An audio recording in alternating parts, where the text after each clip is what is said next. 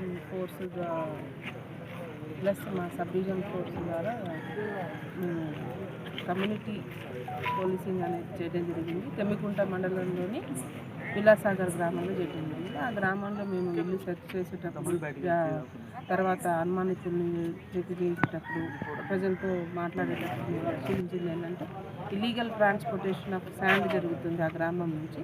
దాంట్లో భాగంగా మేము ఈరోజు 30 ట్రాక్టర్స్ని సీజ్ చేయడం జరిగింది. 15 ట్రాక్టర్స్కి ఎలాంటి డాక్యుమెంట్స్ అవి కూడా వెరిఫై చేస్తాం. నెంబర్ లేని ట్రాక్టర్స్, తర్వాత శాండ్ లోడెడ్ 16 ట్రాక్టర్స్, మొత్తం 30 ట్రాక్టర్స్ని ఈరోజు మేము సీజ్ చేయడం జరిగింది. వీటి మీద లీగల్ యాక్షన్ తీసుకుంటాము.